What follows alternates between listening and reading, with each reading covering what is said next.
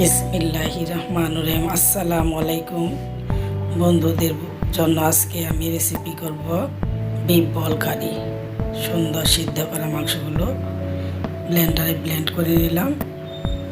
তারপর এখানে কিছু কিশমিশ, কাজু বাদাম, কাঠবাদাম পেস্ট করে নেব। তারপরে পেঁয়াজ কুচি, ধনেপাতা, বাদাম পেস্ট সব একসাথে মিশিয়ে নেব। তারপরে একটা ডিম দিয়ে দিলাম, পরিমাণ মতো একটু বেসন মিশিয়ে নিলাম। তারপর খুব ভালো করে মেখে নিব।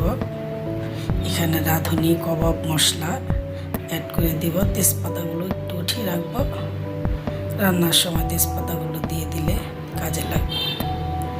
তারপর খুব ভালো করে মেখে আবার একটু বেসন মিশিয়ে নিলাম।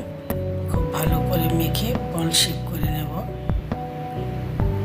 বন্ধুরা, আপনাদের আমার রিকোয়েস্ট থাকলে আপনাদের প্রতি আমার পেজটা দেখবেন, লাইক কমেন্ট শেয়ার দিয়ে দিবেন।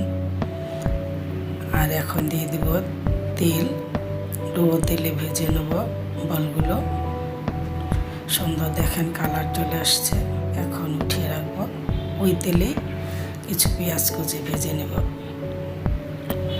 তারপরে রেখে দেওয়া তেজপাতাগুলো, এখানে একটু পেঁয়াজের পেস্ট দিয়ে দিলাম, রাঁধুনি কাবাব মশলা দিয়ে দিলাম, রাঁধুনি কাবাব মশলা। তারপর একটু দিয়ে দিলাম সস, স্বাদ মতো লবণ, একটু পানি। পেঁয়াজগুলো সুন্দর করে কিউব করে কেটে রেখেছিলাম দিয়ে দিলাম দুধ। তারপর বিফ বলগুলো সুন্দর ধনেপাতা দিয়ে দিবে একটু।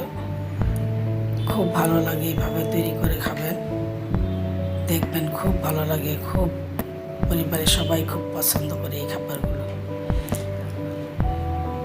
মোটামুটি হয়ে আসছে। এখন দিয়ে দিব একটু ঘি স্বাদ বৃদ্ধির জন্য। ঘি না দিলেও ভালো লাগে, ঘি দিলে আর একটু বেশি ভালো লাগে। এখন সুন্দর একটা সার্ভিং ডিশে সার্ভ করব। দেখেন কত সুন্দর লাগছে। একটু ধনেপাতা দিয়ে সাজিয়ে দিব, দেখতে আরও দেখেন কত সুন্দর লাগছে। বাস তৈরি হয়ে গেল আমার বিফ বল কারি। এইভাবে তৈরি করবেন, খাবেন, ভালো লাগবে। আমার পেজের সাথে থাকবেন। আসসালামু আলাইকুম।